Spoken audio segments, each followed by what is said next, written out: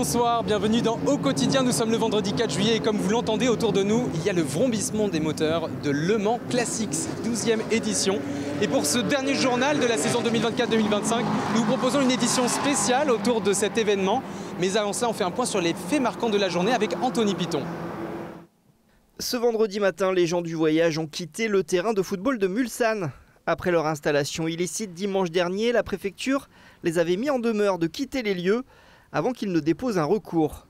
Mais ce jeudi, le tribunal administratif a rendu son jugement qui a confirmé l'expulsion de la communauté évangélique. Un soulagement pour le maire de Mulsanne qui relève les dégâts suite à leur départ ce vendredi. Maintenant, on va regarder comment remettre tout le site en état, parce qu'il y a quelques dégradations, notamment sur la planité des terrains où tout est bosselé, tout est déformé. Pour l'instant, on est en train de tester les arroseurs.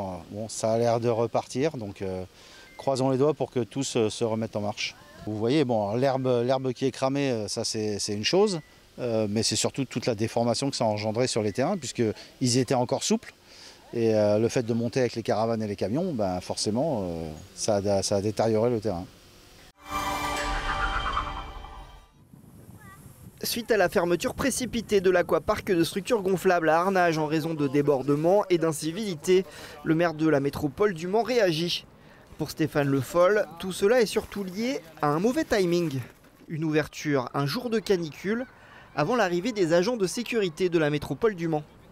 Il se trouve que la canicule est arrivée beaucoup plus tôt que prévu, puisqu'en fait les dispositifs de sécurité qu'on met sont arrivés jeudi avec SPI, et donc on a eu un temps où le fait que les enfants soient tous à la Gémerie bien avant qu'elle soit réellement ouverte a posé ce problème. Donc c'était un test pour voir si on pouvait engager ce type de proposition pour les enfants.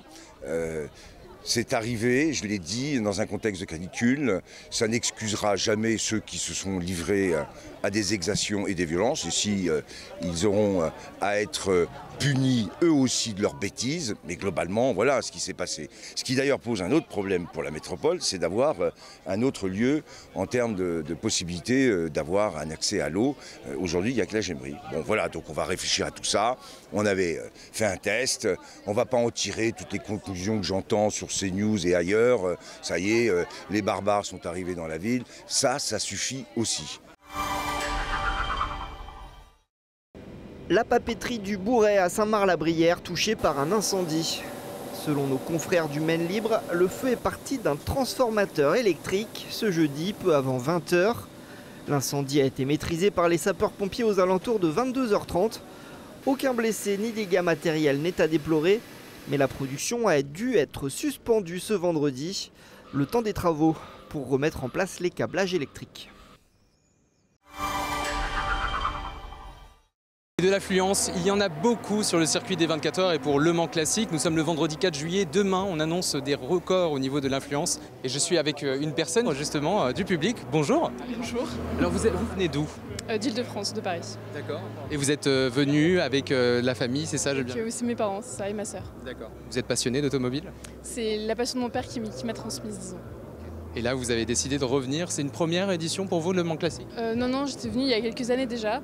J'ai pas pu les années précédentes, mais du coup, c'est pas la première fois. Merci, on vous souhaite une bonne édition, un bon week-end. Au revoir. Une affluence record pour cette 12e édition. Le président de l'Automobile Club de l'Ouest, Pierre Fillon, nous donne son avis. Je crois qu'on connaît aujourd'hui un âge d'or de l'endurance moderne, avec la fréquentation qu'on a vue encore au Mans cette année avec 335 000 spectateurs. Mais il y a aussi, en ce moment, aussi un âge d'or sur l'historique. Je pense que l'historique, vous savez, on ne peut pas comprendre le futur sans connaître le passé. Et donc je pense que les spectateurs ne s'y trompent pas. Donc il y a un vrai engouement pour le classique. Vous savez, on a commencé Le Mans Classique en 2002, il y avait 30 000 spectateurs. En 2023, il y en avait 225 000 de mémoire. Et je pense qu'on va battre encore un record cette année. Donc oui, cet engouement se confirme. Pour cette nouvelle édition, il y a 6 plateaux. De quoi il s'agit? C'est différentes périodes qui sont catégorisées. Là, il y a le plateau numéro 6 qui est juste derrière nous, de 1972 à 1981.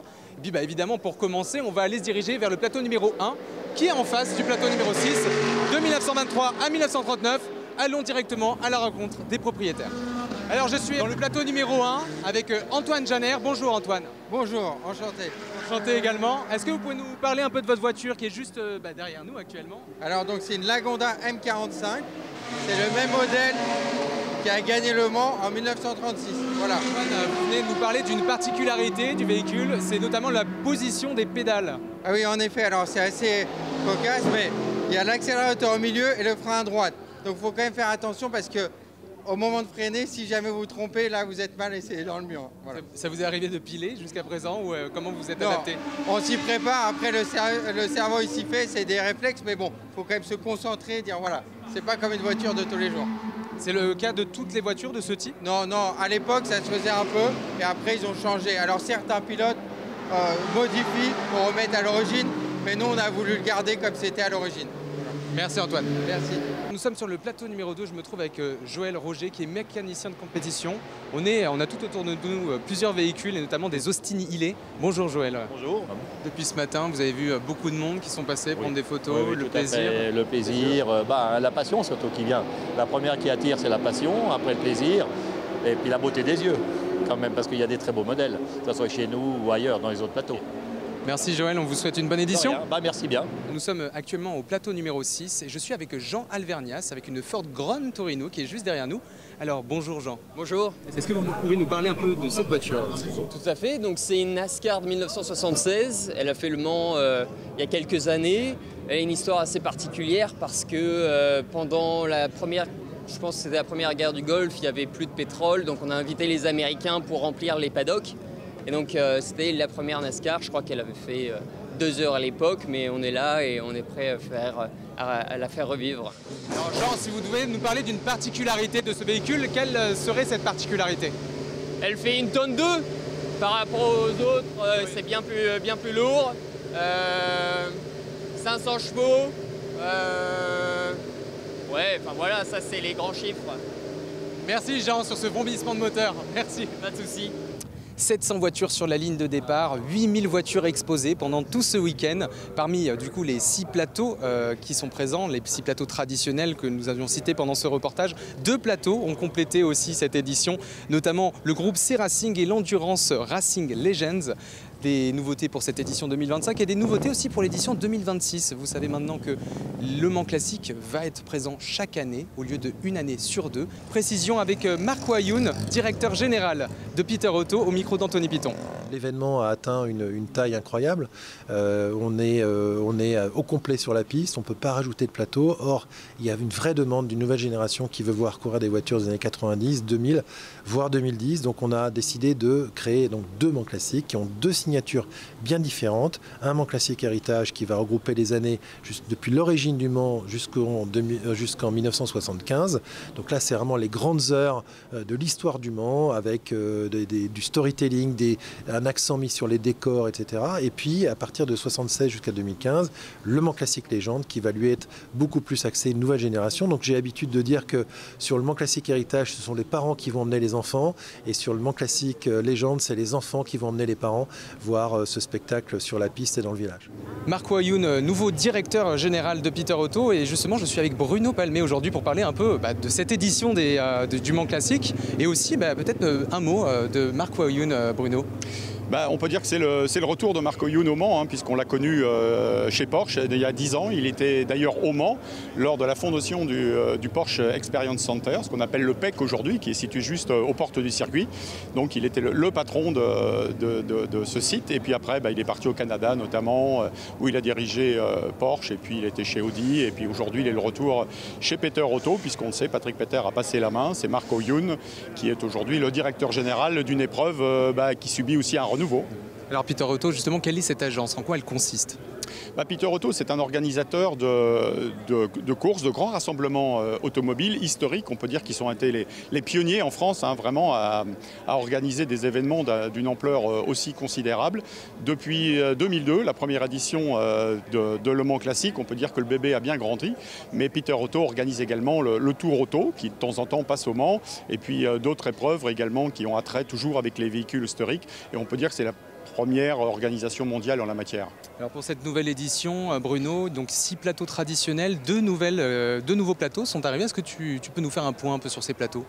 Oui, alors les 2 plateaux, on retrouve des voitures légende endurance, et puis les voitures des années 90, qu'on appelait les groupes C aussi des années 90, les fameuses Porsche, les fameuses Mazda, les fameuses Toyota, les Courage aussi, j'en passe et des meilleurs. Il y a un vrai public, il y a une vraie attente par rapport à ces voitures. C'est aussi la raison pour laquelle l'organisateur crée une deuxième épreuve de Le Mans Légende maintenant, puisque on alternera tous les ans Le Mans Classique, Le Mans Légende, pour répondre justement à toutes ces attentes. Mais c'est vrai que le public est vraiment gâté sur ce plateau, notamment 2025, parce que, faut-il le rappeler, les voitures qui sont présentes ici sont des voitures qui ont couru principalement entre 1923, date des débuts des 24 heures, et les années, on va voir 2000-2015 maintenant, avec tous ces plateaux parallèles. 8000 voitures exposées pour Le Mans Classique. Est-ce qu'on peut considérer aujourd'hui que cet événement, Le Mans Classique, est l'événement qui rassemble le plus de voitures de collection au monde? Oui, alors on connaît Disney World, on connaît Disneyland, on peut dire que c'est Le Mans Land, c'est vraiment une terre d'automobile et c'est le plus grand rassemblement mondial ici au Mans. Ce week-end, la semaine prochaine, il y a un festival en Angleterre qui s'appelle le Goodwood, voilà, c'est une course de côte, on va dire, Goodwood, mais qui rassemble beaucoup moins de monde, parce que là, vous parlez de 8000 voitures de privés, de gens qui viennent avec leur propre véhicule, mais il y a 800 voitures qui vont défiler aussi sur la piste, sur le grand circuit des 24 heures, puisque ça aussi, c'est l'autre originalité depuis 2002, c'est que 2 fois l'an, donc à l'occasion des 24 heures du Mans Auto au mois de juin, et de Le Mans Classique, la grande piste de 13 km/6 est ouverte à tous les participants. Justement, parmi ces coureurs, il y a Derek Drinkwater, qui est donc le pilote et mécanicien de sa propre voiture, la Cadillac Spider, autrement appelée le monstre de Cunningham. Quelle image elle représente sur le circuit ? C'est évidemment une voiture emblématique, on va dire, des 24 heures du Mans, même si elle n'a jamais connu des performances héroïques, de par sa consistance, de par sa conception aussi. Et il faut savoir que Cunningham est quelqu'un de très réputé, parce que les gens qui sont dans le monde de la voile connaissent tous le Cunningham. Monsieur Cunningham a également gagné la Coupe de l'América à la voile, ça remonte à quelques décennies en arrière. Et quand il venait au Mans dans les années 50, puisque c'était les débuts de Cadillac au Mans en 1950, il faisait entretenir ses voitures dans un garage situé dans le centre-ville du Mans, et il tenait absolument à ce que les voitures chaque année reviennent, puisqu'il faut-il le rappeler, à l'époque le paddock dans lequel nous sommes aujourd'hui n'existait pas, et tous les participants des 24 heures faisaient préparer leurs voitures dans les différents villages du Mans, mais aussi dans toute la campagne sartoise, dans tous les villages, et ce qui fait que les pilotes avec leurs voitures convergeaient vers le Mans le soir des essais, ainsi qu'à la course, et donc ils repartaient après les essais, après la course, que ce soit à la Charte-sur-le-Loir, à la Ferté-Bernard, à Télocher, où Porsche était bien évidemment hébergé. Et puis là, on est dans le plateau numéro 6, et juste à côté de nous, Bruno, sur ta droite, il y a une Rondeau. Tu peux nous parler un peu de cette voiture ? Ouais, c'est une voiture de la conception Rondeau. C'est le seul pilote français à avoir gagné avec une voiture de sa propre conception. Ça, c'était donc en 1980. Mais il faut savoir que déjà avant, en 1976, sous les couleurs d'Inaltera, donc l'écurie de Jean Rondeau, qui était basée sur le Tard à Champagné, avait engagé des voitures aux 24 heures du Mans. Et celle qui est juste à côté de nous, l'Inaltera de couleur bleue, a couru en 1977 les 24 heures du Mans, et elle a fini 4e. Et aujourd'hui, voilà, elle est de nouveau en piste avec des pilotes qui sont ses propriétaires. Et ça veut dire que des rondeaux, il y en a plusieurs dans le cadre de Le Mans Classique, mais aussi des voitures des années 80, des vieux protos, comme on dit, avec de temps en temps des pilotes sartois qui sont aussi à leur volant. De quoi en prendre plein les yeux et plein les oreilles pendant cette édition. Merci Bruno. Merci, et puis bon week-end, parce qu'il faut vraiment y venir à Le Mans Classique, c'est un événement de premier ordre. Notre spécialiste auto de LMTV Sarthe, merci. Et puis tout de suite, Le Mans Classique démarre ce week-end, a démarré déjà. Et puis il y a aussi d'autres événements, notamment le Festival Plein Champ. On fait un point sur l'agenda du week-end avec Anthony Piton. En dehors de Le Mans Classique, beaucoup d'événements et d'animations ce week-end en Sarthe. Le festival Plein Champ, bien sûr, au parc du Gué de Maulny au Mans, jusqu'au dimanche 6 juillet, avec des concerts et des DJ sets tous les jours, mais aussi des ateliers et 90 artistes nationaux et internationaux qui viendront mettre de la couleur sur les murs et sur le cube prévu à cet effet. La marche des fiertés ce samedi au Mans, départ prévu à 15h15 depuis la place des Jacobins. Plusieurs animations sont aussi organisées en marge, dont un show de drag queen. Le festival d'art d'Ardennais-sur-Mérise, avec des concerts de swing, de jazz et de gospel. Un grand bric-à-brac à Brulon ce samedi, et à Torcy-en-Vallée et à Vilaine-Lagonais dimanche. La fête du développement durable à la recyclerie La Ressource ce samedi à Ciel-Guillaume. La 13e édition du festival Le Son des Cuivres à Mamers ce samedi et dimanche. Une exposition consacrée à la fête au Moyen-Âge qui débute à Asnières-sur-Vègre. Notez encore des fêtes de village à Vion, mais aussi à Fercé-sur-Sarthe ce samedi. Le concert de Jean-Baptiste Guégan à Loué, le festival Rock à Vib à Vibray ou encore la fête des Jeux de Saint-Calais ce dimanche. C'est la fin de votre journal et c'est la fin de cette saison 2024-2025 pour Au Quotidien. On est ravis d'avoir passé toute cette année auprès de vous pour vous informer. Et puis ce week-end, Le Mans Classique va présenter plusieurs choses entre les essais, les parades et puis le début de la course qui démarrera ce samedi 5 juillet à 16h, lancé par l'ancien pilote de Formule 1 Felipe Massa. Nous on se retrouve le 25 août 2025 et d'ici là, on vous souhaite de bonnes vacances à toutes et à tous.